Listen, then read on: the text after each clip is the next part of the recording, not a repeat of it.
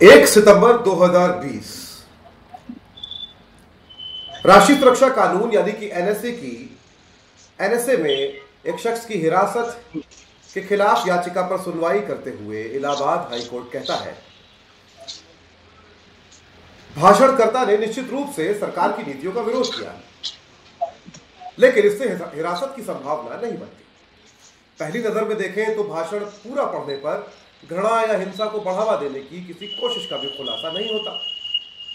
इससे अलीगढ़ शहर की शांति को भी कोई खतरा नहीं है। ये बता दूं, ये भाषण उस शख्स ने दिया था जिस पे ये मुकदमा दर्ज हुआ था, यूपी पुलिस ने किया था, और ये भाषण अलीगढ़ मुस्लिम यूनिवर्सिटी में दिया गया था सीए एनआरसी के खिलाफ हो रहे आंदोलन के दौरान।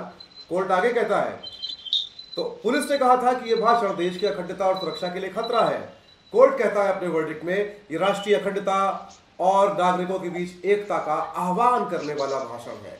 ये भाषण किसी भी तरह की हिंसा का विरोध करता है। ऐसा लगता है कि डिस्ट्रिक्ट मजिस्ट्रेट ने भाषण के चुनिंदा हिस्से पढ़े हैं और चुनिंदा हिस्सों का ही उल्लेख किया है और भाषण के वास्तविक इरादे को नजरअंदाज कर दिया है। और ये कहते हुए इलाहाबाद हाईकोर्ट उस शख्स को न केवल रिहा करने का आदेश देता है, उसके ऊपर लगाए गए एनएसए को क्वैश करने का भी आदेश देता है। वो शख्स मेरे साथ बैठा है, डॉक्टर कफील खान की हम बात कर रहे हैं। डॉक्टर कफील खान की ये कहानी यूपी सरकार के साथ जो कुछ हुआ वो शुरू हो जाती है 3.5 साल पहले, लेकिन अभी सुप्रीम कोर्ट में यूपी सरकार ने इलाहाबाद हाईकोर्ट के जिस फैसले का मैंने उल्लेख किया उसके खिलाफ एक याचिका लगाई थी। उसको चुनौती देते हुए सुप्रीम कोर्ट ने 17 दिसंबर 2020 को वो याचिका उत्तर प्रदेश सरकार की, अजय सिंह बिष्ट या योगी आदित्यनाथ सरकार की वो याचिका खारिज कर दी है। मेरे साथ डॉक्टर कफील खान है। डॉक्टर साहब बहुत बहुत स्वागत है। आप सब लोग जिसको देख रहे हैं आपका स्वागत है। डॉक्टर साहब सबसे पहले तो ये बात की ये कहानी तो हम पूरी सुनेंगे ही, आपके लिए दोहरी खुशी का मौका है। आप बताएं जरा कैसे है ये डबल खुशी का मामला हो गया है। पिछले 3.5 साल से पूरी family, not only me, whole family has suffered और बहुत कहा जाए कि दर्दनाक सा सफर रहा है। इसमें एक बड़ी खुशी आई, मेरा छोटा भाई जिसकी शादी सिर्फ इस वजह से नहीं हो पा रही थी कि वो डॉक्टर कफील का भाई है, हालांकि वो डॉक्टर खुद भी है और अच्छे पैकेज में दिल्ली के बड़े से हॉस्पिटल में काम करता है, पर सिर्फ इसी वजह से कि वो डॉक्टर कफील का भाई है, इस वजह से कोई भी अपनी लड़की देने को तैयार नहीं हो रहा था। बहरहाल एक खुशी आई थी। 17 दिसंबर को शादी तय थी कि 9 दिसंबर को एक नोटिस मिलता है हमारी फैमिली को कि उत्तर प्रदेश सरकार ने जो है और इस बार सेंट्रल गवर्नमेंट दोनों ने मिलके इलाहाबाद हाई कोर्ट के मेरे एनएसए के क्वैश करने के ऑर्डर को खिलाफ अपील की है। और इस बार इन्होंने ये नहीं कहा कि अलीगढ़ की स्पीच की वजह से एनएसए लगाया था। इन्होंने ये कहा कि डॉक्टर कफील एक क्रिमिनल एक्टिविटी के व्यक्ति हैं और उनके पर 3 एफआईआर हैं, इस वजह से एनएसए लगाया गया था। बहरहाल 14 तारीख की डेट थी। हम लोग सोच रहे थे किसी तरह से, मेरी एडवोकेट इंदा जैसन अयूबी साहब ने कहा कि घबराइए नहीं, हम लोग लड़ेंगे, पर एक सहनसा तो आ ही गई थी। खुशियों पे एक काला साया तो पड़ ही गया था। पर जब 14 को इन्होंने पोस्टपोन करा के 17 की डेट ले ली तो सारे घर के लोग मायूस हो गए। और आपको यकीन नहीं होगा कि प्री वेडिंग सेरेमनी जो हल्दी लगती है वो कल हुआ, लेकिन बहुत टेंस माहौल में हुआ। 17 की जिस दिन शादी थी, हालत ये थी कि मैं जब निकला सुप्रीम कोर्ट के लिए तो मैंने अपने बच्चों को हक किया, मैंने अपनी वाइफ को समझाया और मैंने अपनी अम्मी जान को भी बहुत देर तक हक किया, क्योंकि मुझे लगा कि शायद मैं मिल ना पाऊँ। अगर सुप्रीम कोर्ट ने ओवरटर्न कर दिया हाई कोर्ट का ऑर्डर तो मुझे वहीं से जेल जाना होगा। पर मैंने ये कहा था कि शादी रुकनी नहीं चाहिए होता। और मैं खुद बहुत मतलब मेरा केस नंबर 20वें नंबर पे था और फर्स्ट फार्मर प्रोटेस्ट का आया, उसमें भी सुप्रीम कोर्ट ने बहुत अच्छा जजमेंट दिया कि फार्मर्स को प्रोटेस्ट करने का राइट है, गवर्नमेंट को उनकी बात सुननी चाहिए। मेरा नंबर आते ही चीफ जस्टिस साहब ने कहा कि व्हाई यू केम हियर, क्यों आए हो मेरे पास, इतना अच्छा तो ऑर्डर है, I am not going to interfere in it. मैं नहीं कोई दखल देना चाहता हूँ। तो it was a relief and शाम को निकाह हुआ तो घर वाले बहुत खुश थे। दो जीत एक साथ आई, दो खुशियां एक साथ आई। मैं एक बार जो लोग इस ऑर्डर के बारे में आपने जो जिक्र किया नहीं जानते, मैं उनको ऑर्डर जो है वो जो मेन ऑर्डर जो है वो मैं पढ़ के सुनाना चाहता हूं कि कोर्ट ने क्या कहा। कोर्ट अपने ऑर्डर में कहता है ये केस जो है वो state of UP and others versus Nuzhat Parveen जो रिस्पोंडेंट है उनके बीच का जी डॉक्टर कफील की माँ उनके बीच का ये केस था। और जो बेंच थी जिसमें honourable chief justice supreme court के जस्टिस बोबड़े साहब थे, ऑनरेबल जस्टिस AC बोपन्ना थे, honourable justice V Rama Subramanian भी इसमें इस बेंच में थे। 3 जजेस की जो बेंच थी। और कोर्ट कहता है अपने ऑर्डर में, आपकी स्क्रीन पर आप पढ़ सकते हैं कि we see no reason to interfere with the impungent judgment and order passed by the High Court. Accordingly, the special leave petition is dismissed. However, we make it clear that the observations in the judgment will not determine the outcome of the prosecution. The criminal cases will be decided on their own merits. As a sequel to the above pending interlocutory applications, if any, stay disposed of. यानी कि court ने dispose कर दिया इस याचिका को और कहा कि आप एक मामले की क्रिमिनल प्रोसीडिंग्स के आधार पे दूसरे मामले में कोई प्रिवेंटिव डिटेंशन नहीं कर सकते हैं। डॉक्टर साहब, आप इसके ठीक पहले आप एक और याचिका जो है वो लगाने की बात कर रहे थे जिसमें आपके ऊपर जो पुलिस टॉर्चर हुआ। अव्वल तो आप ये बताएं कि वो किस तरह की एट्रोसिटी थी जो पुलिस ने की, और क्या उसमें आप कोई क्रिमिनल प्रोसिक्यूशन पुलिस के अगेंस्ट करने की तैयारी में है क्या? ने कई याचिकाएं तैयार की हुई थी। एक तो जो मेरे पर FIR हुआ है अलीगढ़ में, उसको क्वैश कराने के लिए हमने इलाहाबाद हाई कोर्ट में मूव किया था। और इसके अलावा जो STF स्पेशल टास्क फोर्स ने मुंबई एयरपोर्ट से मुझे उठाया था, इंडियन कॉन्स्टिट्यूशन के हिसाब से जब किसी को अरेस्ट किया जाता है तो विद इन 24 आवर्स उसको मजिस्ट्रेट के सामने, ये तो पुलिस रिमांड में, या फिर आपको जेल भेज दिया जाता है। इन्होंने 72 घंटे मुझे जेल, मथुरा जेल में 1 फरवरी को रात में दिया गया। तो 72 घंटे ये अपने पास रखे रहे, अलग अलग बिल्डिंगों में ले गए, अलग अलग आइसोलेटेड जगह में, और सिविल ड्रेस में STF के ऑफिसर्स आते थे। और I think they were drunk also the way they were behaving, क्योंकि उनकी आंखों में नफरत था, एक अजीब सी नफरत। कह रहे थे आप तुम लोगों के खून में ये होता है। और दे वर आस्किंग वियर्ड क्वेश्चंस, आपने कोई ऐसा पाउडर बनाया है जिससे करोड़ों इंडियन की मौत हो जाएगी? मैंने कहा भाई मैं डॉक्टर हूँ पीछे बच्चों का, मैं साइंटिस्ट तो होने की पाउडर का इजाद करूंगा। आप देश के बाहर गए थे देश को सरकार को गिराने के लिए। मैंने कहा यार मेरा पासपोर्ट जुडिशरी के पास है, I can't leave country without informing court. इसके अलावा उन्होंने बहुत मतलब फिजिकल टॉर्चर किया, मारा, कपड़े उतार दिए, नंगा कर दिया, रॉड से, स्टिक से बहुत मारा। मतलब हम लोग मूवी में देखते थे कभी, पर लाइफ में कभी नहीं सोचा था कि मेरे साथ भी इस तरह से होगा। एक क्रिमिनल और एक टेररिस्ट की तरह ट्रीट किया गया। और यही बार बार बात कही जा रही थी कि तुम BRD के बारे में बात करना बंद कर दो, तुम जो है CA/NRC के बारे में बात करना बंद कर दो, तुम डॉक्टर हो, तुम क्यों बात हो?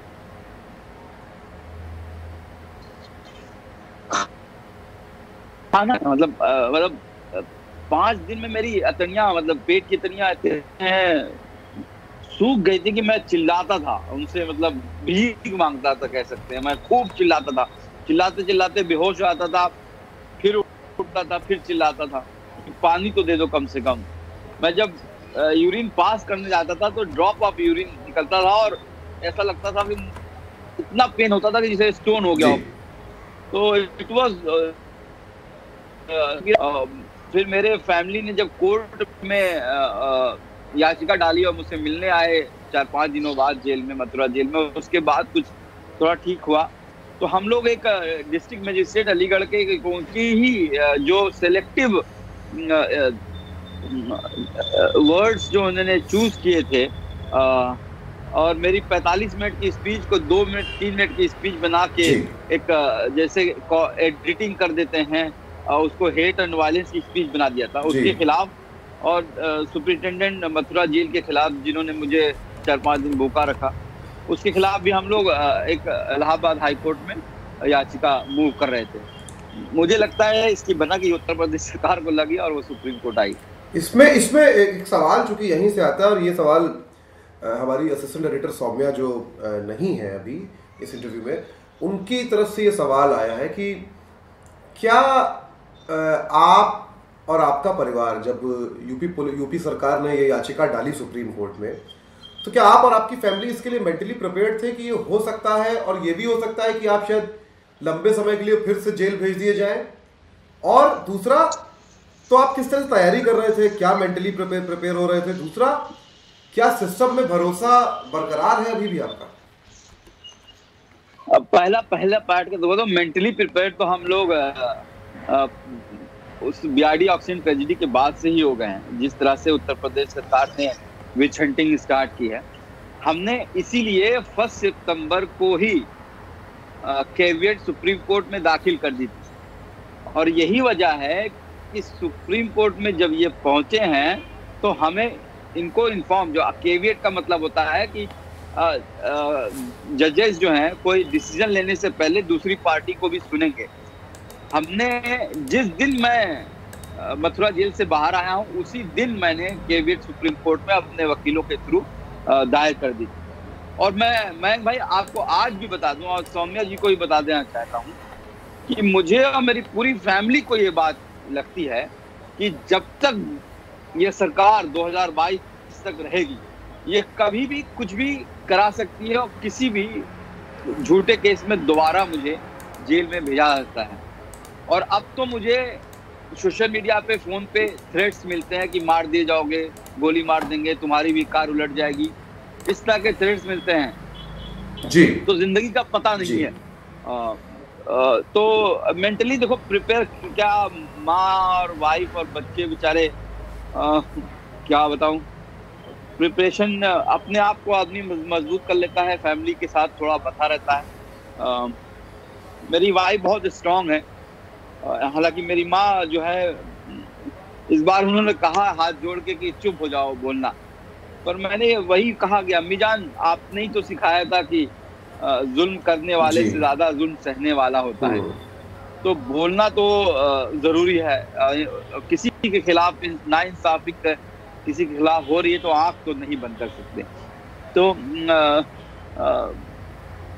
सौम्या जी से यही कहना चाहूंगा कि I am not going to bend, मैं ना झुकूंगा और ना ही चुप रहूंगा। अगर किसी के खिलाफ नाइंसाफी होगी तो मैं बोलूंगा जरूर। I will continue to raise voice against the injustice done to anyone anywhere.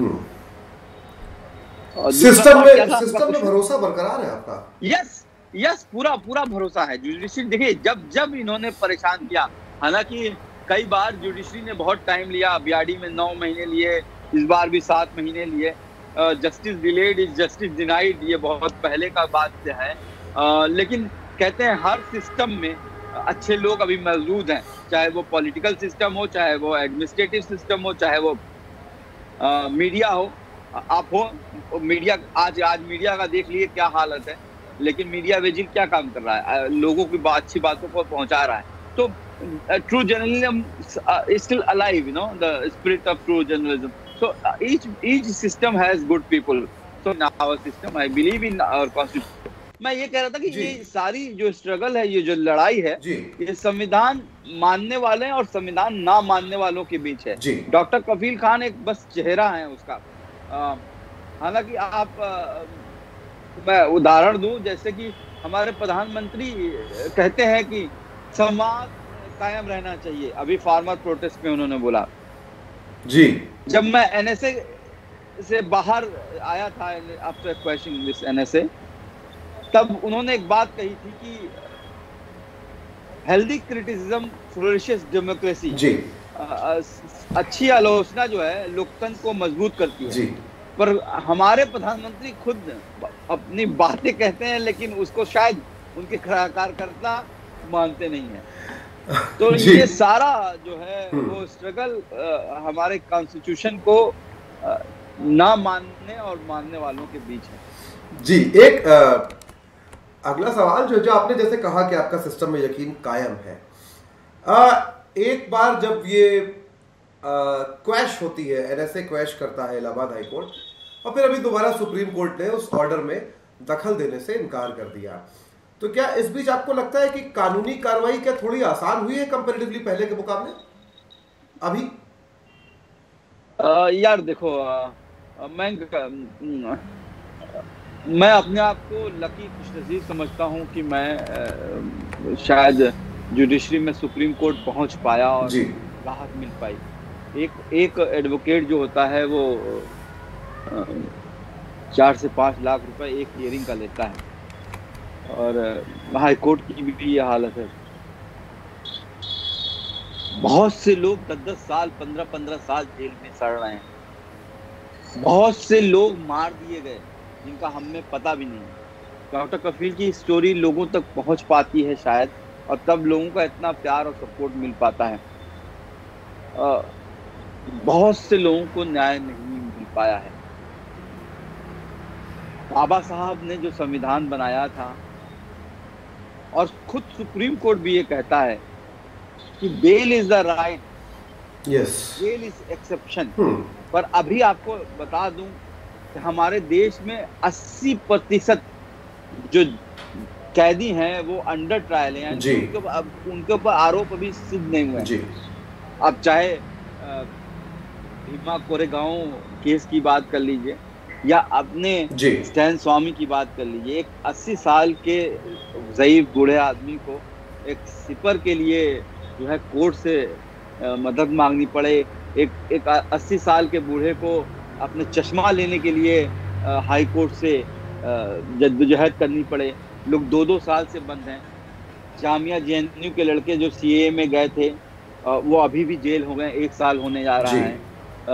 तो बहुत से हैं जिनके अभी अनगिनत केस हैं। यार मैं तो अपने आप को लकी मानता हूँ। System every system has been infiltrated by these the ideology which is divide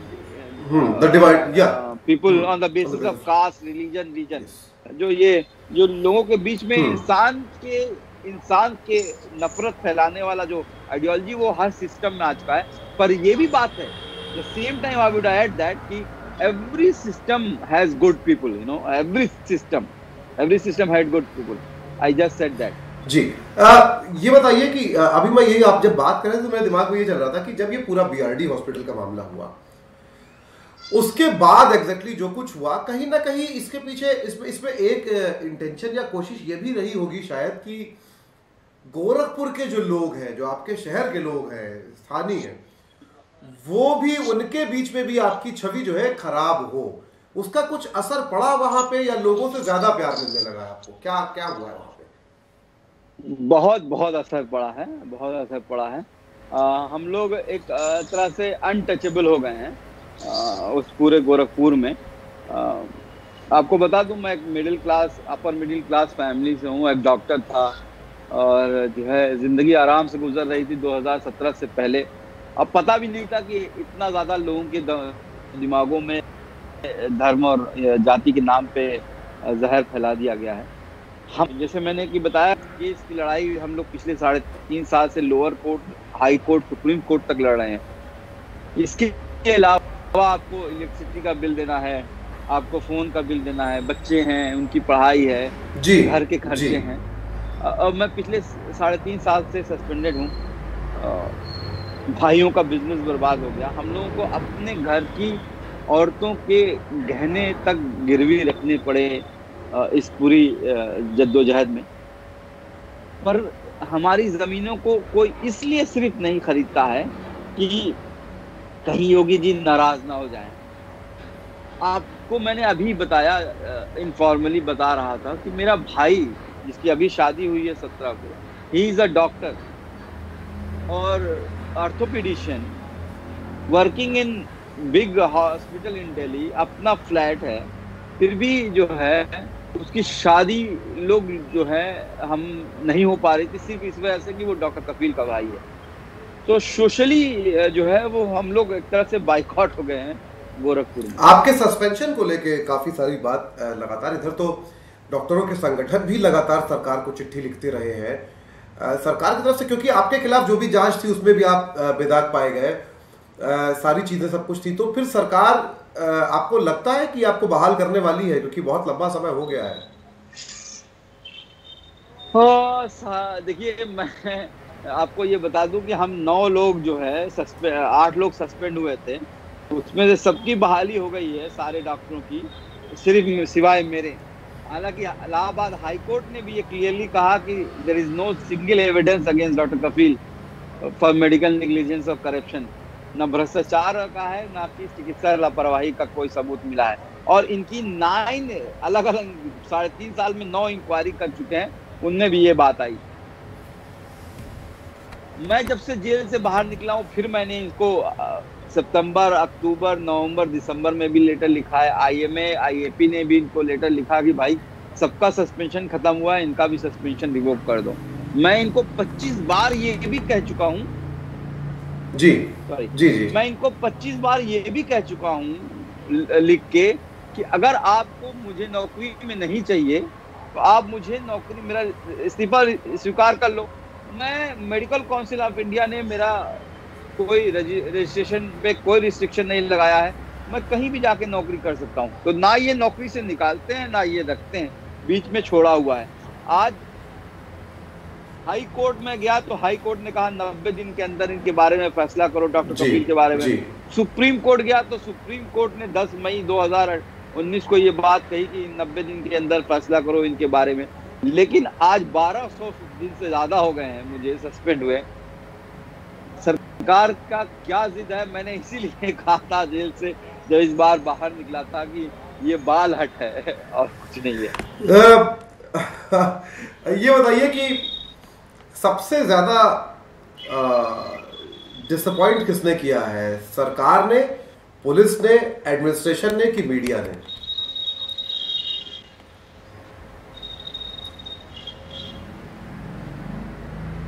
सरकार ने डिसअपॉइंट किया है मुझे सबसे ज्यादा। जी, मुझे ये लगता है कि जो चीफ मिनिस्टर होता है या जो सरकार चलाता है, जो प्रधानमंत्री होता है, उसके लिए ये मायने नहीं रखना चाहिए कि इसने मुझे वोट दिया है कि नहीं, ये किस जाति का है, किस धर्म का है। उसके लिए जब एक बार वो संवैधानिक पोस्ट पे पहुंच गया, शपथ ले ली कॉन्स्टिट्यूशन की,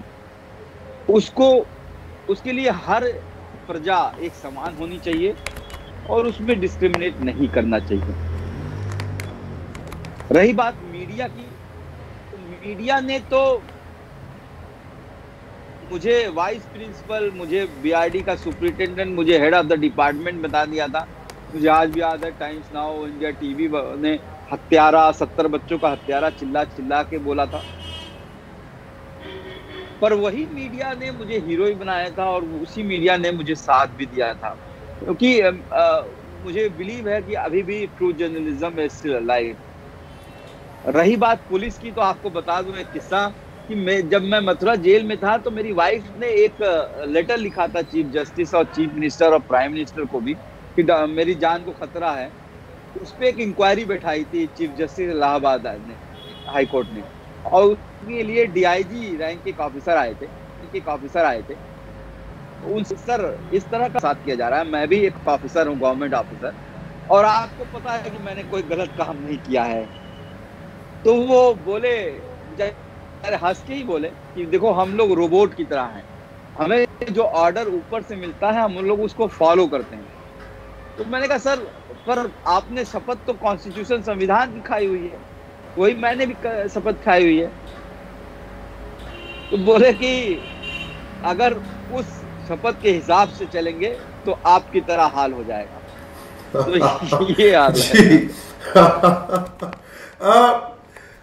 ये सवाल भी सौम्या की तरफ से आया है कि अगस्त 2017 के डॉक्टर कफील खान और अभी के डॉक्टर कफील खान में क्या अंतर है? डॉक्टर कफील खान को क्या लगता है इस बारे में? बहुत बहुत अंतर है। अगस्त 10 अगस्त 2017 से पहले डॉक्टर कफील एक बच्चों के डॉक्टर थे, जिनको बच्चों को ट्रीट करने में मजा आता था। और वो हॉस्पिटल जाते थे, घर आते थे, अपनी बीवी बच्चों के साथ, अपनी अम्मी जान के साथ, भाई बहनों के साथ जिंदगी गुजार रहे थे। उनको गोरखपुर के कुछ आध लोग जानते थे। जी। आज डॉक्टर कफील खान को पूरी दुनिया जानती है।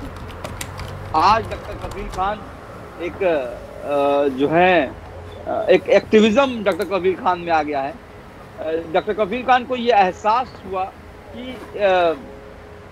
मैं अच्छा काम करने के बावजूद, अच्छी फैमिली, अच्छे बैकग्राउंड के होने के बावजूद, अगर मुझ पे इस तरह से मुझे पेनलाइज किया जाता है, मेरे भाई पे हमला हुआ, मुझे फाइनेंशियली तोड़ दिया गया, मुझे जेल भेजा गया बार बार, तो उन मजलूमों का, उन गरीबों का जिनकी कोई आवाज नहीं होगी, उनके साथ क्या होता होगा। तो मैंने स्टार्ट किया पढ़ना, इंडियन हिस्ट्री पढ़ी, कॉन्स्टिट्यूशन पढ़ा, बाबा साहब को पढ़ा, गांधी जी को पढ़ा, हिटलर को पढ़ा, स्टालिन को पढ़ा, मार्क्स को पढ़ा, लेनिन को पढ़ा, पूरी दुनिया की हिस्ट्री पढ़ी। और तब समझ में आया कि ये जो पावर का खेल होता है, वो गरीबों को जो बेसिक इशू होता है, मैं पूरा इंडिया का दौरा किया मैंने, और हर बंदे से ये पूछा कि आपको अपनी सरकार से क्या एक्सपेक्टेशन है।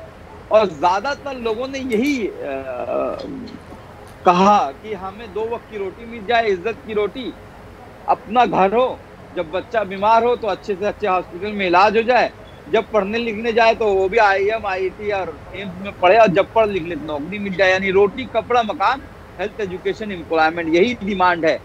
लेकिन बातें क्या हो रही हैं? अली बजरंग बली की बात हो रही, शमशान कब्रिस्तान की बात हो रही, 3 तलाक हलाला की बात हो रही, राम मंदिर पाकिस्तान की बात हो रही। तो ये अंतर आया है कि डॉक्टर कफील में कि डॉक्टर कफील को एक तो डर खत्म हो गया कि जेल जाने का। ना, मुझे लगता है कि जेल जो है मेरा सेकंड होम हो गया है। जी। और दूसरे जो है, ये एहसास हुआ कि इनजस्टिस के खिलाफ किसी ना किसी को तो बोलना पड़ेगा। somebody has to speak, किसी ना किसी को कुर्बानी देनी होगी।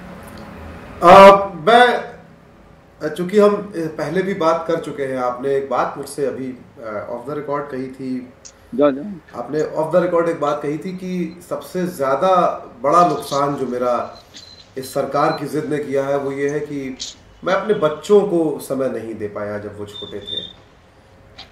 तो जी, जब मैं पीडियाट्रिक्स कर रहा था तो मेरे टीचर्स ने ये कहा था कि माइलस्टोन्स, यानी कि बच्चा कब चलता है, कब बोलता है, कब सीढ़ियाँ चढ़ता है, वो तब सीख पाओगे सही से जब खुद फादर बनोगे। और जब मैं फादर बना, जब मेरी पहली BRD ऑक्सीजन ट्रेजेडी के वक्त जेल गया था, तो मेरी बच्ची 11 महीने की, ना वो चल पाती थी, ना दौड़ पाती थी, ना सीढ़ी चढ़ पाती थी।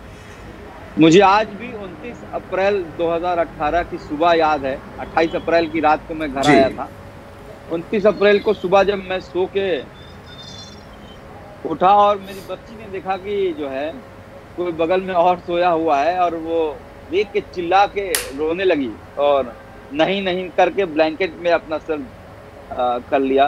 तो मेरे ही बच्चे मुझे नहीं पहचानते, आज पूरी दुनिया मुझे पहचानती है, पर मेरे ही बच्चे। तो अगर मुझसे पूछा जाए कि योगी आदित्यनाथ जी की सरकार ने सबसे ज्यादा दर्द कहाँ आपको दिया है, मुझे जेल भेजा, मुझे जो है सबसे 3.5 years of roller coaster ride is कि मैं I could not see my child growing। मैंने अपने बच्चों को बढ़ते हुए नहीं देखा। मेरा अभी जो छोटा बच्चा है वो मेरे बड़े भाई और उनसे ही ज्यादा इंटरेक्ट करता है, मुझसे कम। डॉक्टर कफील, आखिरी सवाल है, बहुत छोटा सवाल भी हो सकता है और बहुत बड़ा सवाल भी हो सकता है, एक ही लाइन का है। तो डॉक्टर कफील, चूंकि आपने ये कहा कि आप डॉक्टर कफील एक एक्टिविस्ट भी हो गए हैं, डॉक्टर कफील अवेयरनेस भी फैलाना चाहते हैं, उस पर भी काम करना चाहते हैं। डॉक्टर कफील का किसानों के आंदोलन में जाने वाले हैं, दिखाई देंगे हमको? हाँ, एकदम जाएंगे, एकदम जाऊंगा मैं। और मैंने जो है किसान आंदोलन के लिए जो हमारे प्रोग्रेसिव मेडिकल फोरम जो डॉक्टर हरजीत सिंह भट्टी चला रहे हैं, दूसरे आर्ट संस्था चला रही हैं, चाहे टिकरी बॉर्डर हो चाहे सिंगलू बॉर्डर हो, मैं जाऊंगा, मैं दिल्ली में हूँ, और हर उस काम के लिए जिसके खिलाफ जो है मुझे लगता है कि सरकार को इतना एरोगेंट नहीं होना चाहिए। और किसानों की बात, मैंने भी फार्म लॉ पढ़ा है, और एक किसान को ये बताना पड़े कि इतनी फसल आएगी बीज लगाने से पहले, और अगर वो इतनी फसल 3 साल तक ना दे पाए, वो उसको जो है अपनी जमीन जो है अपना कॉन्ट्रैक्ट टूट जाएगा, उसको जमीन किसी और को देनी पड़ेगी, कोर्ट भी नहीं जा पाए, तो बहुत से लॉज हैं। और एमएसपी का तो सबसे बड़ा इशू है ही। अभी आपने सुना कि बिहार में किस तरह से जो है वो बेचा जा रहा है। बिल्कुल। I am in support of farmers, और मैं हर उस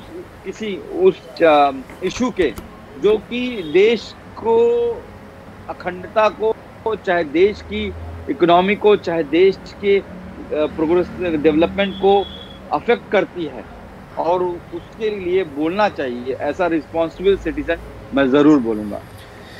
मुझे अपनी लिखी एक कविता याद आ रही डॉक्टर कफील, जो मैंने अगस्त में 2017 में लिखी थी, जब ये मामला हुआ था बीआरडी हॉस्पिटल वाला। उसकी कुछ लाइनें मुझे याद आ गई हैं अचानक आपसे बात करते करते, वो मैं पढ़ देना चाहता हूँ कि बच्चे स्कूल जाते हैं क्योंकि वो बच गए उन अस्पतालों में पैदा होकर भी जहां अगस्त में बच्चे मरते ही हैं। अगस्त में बच्चे मरते ही हैं, ये बयान सिद्धार्थनाथ सिंह जो उत्तर प्रदेश सरकार के मंत्री हैं, स्वास्थ्य मंत्री, उन्होंने दिया था। बच्चे बच गए उखाड़ी जाती घास के तिनकों की तरह, बच गए किसी कोने में जमी धूल की तरह, बच गए वो उनके बीच जिनके लिए बचाना कभी विकल्प ही नहीं था।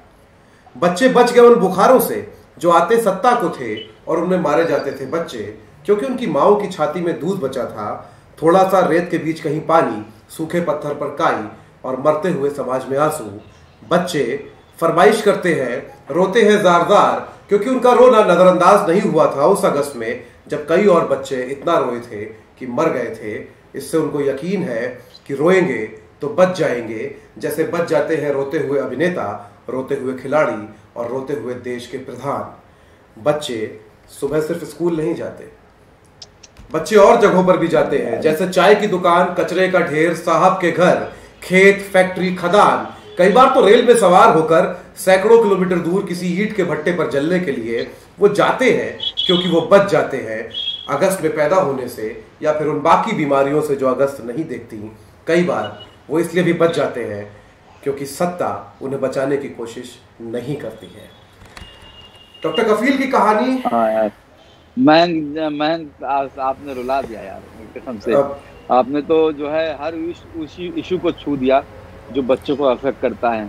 गुलजार साहब ने भी 11 अगस्त को एक शेर बोला था कि बहुत जनाजे देखे हैं फूलों, बहुत देखे हैं फूलों के जनाजे, आज गोरखपुर में पहली बार फूलों का जनाजा देखा। बिल्कुल। तो बहुत, देखिए मैं हेल्थ फॉर ऑल पे काम कर रहा हूँ, और जिस साल बीआरडी में 70 बच्चे मरे थे, पूरे भारत में 8 लाख बच्चे मरे थे, और 2018 में भी 8,80,000 बच्चे मरे। यानी हर घंटे पे 100 बच्चों की मौत हो रही है। जो बच्चों का इंटरनेशनल ऑर्गेनाइजेशन है वो ये बात कहता है कि इन बच्चों को बचाया जा सकता है। बिल्कुल बिल्कुल बिल्कुल। और मैं अभी अपने इस टूटे हुए हाथ को देखकर ये सोच रहा हूँ कि वो हाथ कैसे होंगे जो इन बच्चों की मदद के लिए नहीं बढ़ते हैं। आखिर उनके होने का क्या मकसद है। डॉक्टर कफील, बहुत बहुत शुक्रिया हमसे बातचीत करने के लिए। और आप लोग जो ये शो देख रहे थे उनसे बस इतनी अपील है कि अपने लिए नहीं, अपने बच्चों के लिए, अपनी आने वाली पीढ़ियों के लिए, अपने बच्चों के मुस्तकबिल के लिए सवाल पूछना शुरू कीजिए। क्योंकि जब कोई अकेला शख्स सवाल पूछता है तो उसे अपराधी ठहरा देना आसान होता है। जब बहुत सारे सवाल बहुत सारे लोग साथ मिलकर पूछते हैं, तब वो सवाल न केवल जायज़ होते हैं, वो लोकतंत्र, देश, समाज और किसी अकेले व्यक्ति को भी बचा ले जाते हैं। देश बचा रहेगा तो हम सब बचे रहेंगे। बहुत बहुत शुक्रिया डॉक्टर कफील, हमसे बात करने के लिए। बहुत बहुत शुक्रिया आप सबका हमारा ये शो देखने के लिए। हम लोग फिर मिलेंगे। और डॉक्टर कफील, आपको शुभकामनाएं आगे की लड़ाई के लिए, और किसान आंदोलन में हम लोग मिलेंगे जरूर। जरूर जरूर। Thank you. Thank you.